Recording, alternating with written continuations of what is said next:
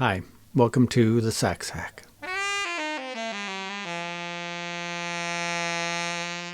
Today I wanted to show off for you my second homemade saxophone case.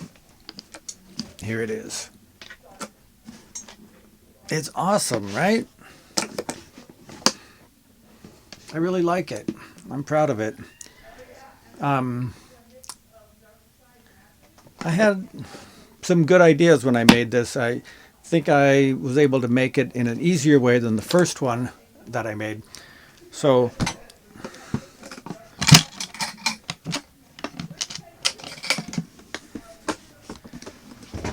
this is for my vintage C Melody saxophone. I got a horn without a case, and it's not easy to find a C Melody case. So I made one myself.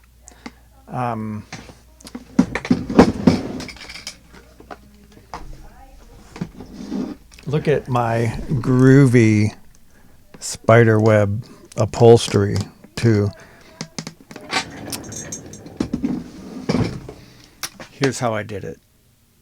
My second case, this one took way less time, probably a fourth of the time. I just knew what I was doing better. The keys, put the sides together first and then put the top and bottom on. I didn't do it that way before for some stupid reason.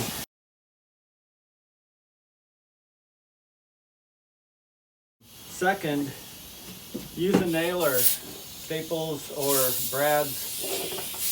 The glue is going to hold this together and make it really strong, and the staples just work so much faster than putting screws in here. But I'm going to cut this box in half. It's important to pay attention to which side had the accessories. I'm pretty sure it was this side over here, so I'm cutting it closer to what's going to be the top of the case here. Here we go.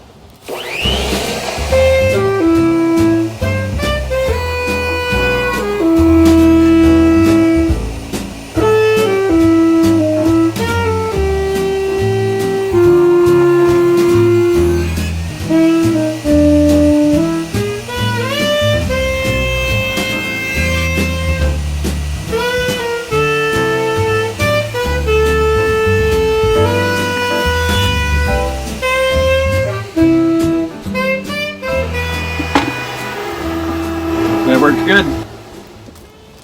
I'm kind of thinking this case is a little deeper than it needs to be.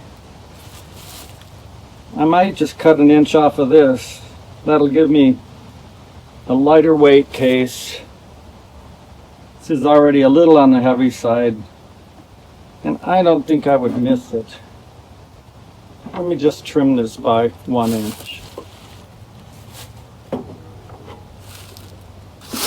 C-males aren't that big. The bell shouldn't be too big, right? I'm going for it.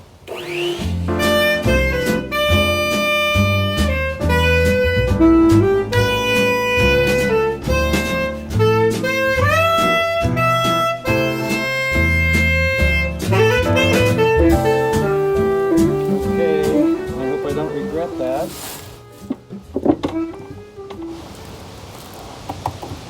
think it's going to fit in there. Awesome. I didn't have my horn with me, so I just guessed, and I probably should have measured first because I made this a little bit too small. The bell of my saxophone is about 5 inches, and it was just a hair too big, so it hit on the top and bottom of the box. But I didn't want to have to start over, so what I did was I found the spots where it hit, and I just chiseled some of the wood away on both the top and the bottom here.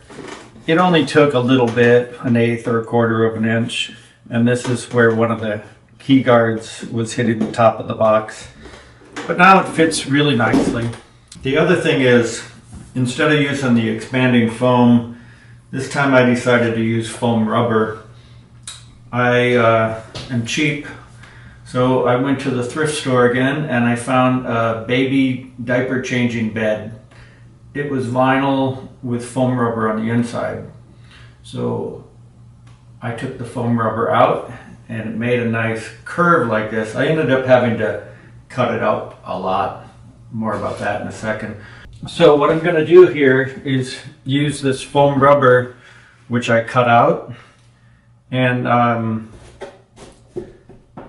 starting with just regular foam rubber would probably be a lot easier than the silly baby bed. But so anyways, I cut all this out to fit, and here I thought it would be nice. You know how some cases have a place where you can put your neck in a slot and it holds it, or a mouthpiece in a hole. I kind of wanted that, but I didn't really have room over here. So I decided to do it this way. And I just cut out the foam rubber kind of around the shape of my neck and mouthpiece. So that's a pretty nice fit. I like it. Another thing is, instead of putting a flap and a top on here, I'm just gonna put foam rubber on the top and make it come down, and that'll hold all this in position. Another difference for you folks at home, before I used Gorilla Spray adhesive to attach the upholstery, and it worked good. The only problem with it is that it was pretty stinky. So I didn't want that this time. Especially with a closed-in case, the stink lasted a long time. So what I'm going to use now is good old regular wood glue, or Elmer's glue. I did a couple tests with upholstery here on a piece of wood, and man, it holds great. Doesn't smell at all. Easy to work with, cheap. Always a plus for me. Because of all the contours of this, I'm still debating whether to use more upholstery fabric or maybe try using some of this polar fleece blanket. It's got a cool Halloween print on it. It's not real thick. I don't want it to feel crusty, so I'm going to cut out a little bit of this, glue it on here, and see how it dries. Right now what I'm going to do is just glue these pieces of foam rubber in using this glue, and it's pretty easy to work with. I bought a whole gallon of this, and when you're gluing wood, it's a good idea to spread it around with your finger, but I think when you're working with foam rubber, it's okay to leave it kind of goopy because you want it to soak in to the foam some.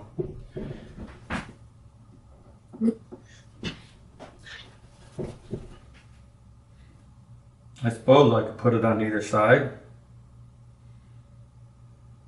Works about the same.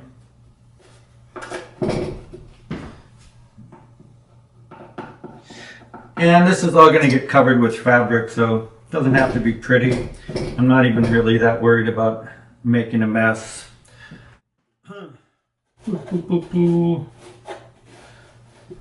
can see here I had to cut the foam too because the bell and the key guard were pushing down so much.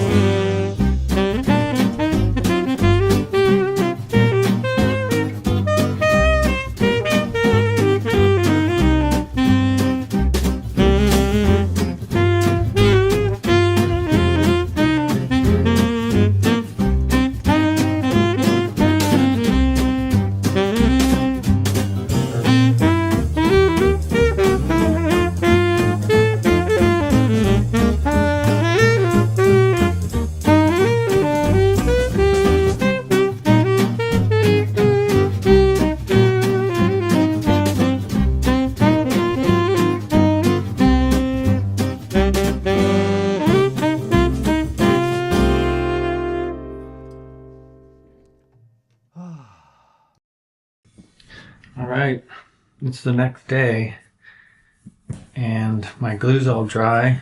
My test worked really well. Here's some of that polar fleece blanket. I just glued it on there with wood glue, and as you see, it is stuck. It does not want to come off, and it still feels soft on the top. I also did another little test here with a piece of foam rubber and glued that on there. Same result, really stuck. Still feels smooth on top. So I'm going to go for it. This all worked out really nicely too. This is all stuck in there well. So I think I'm ready for upholstery. To make it easier to spread the glue, I just poured it out in a little bowl, and I'm going to use a brush. That way I can get it on evenly, and that works like a charm, just like I was hoping.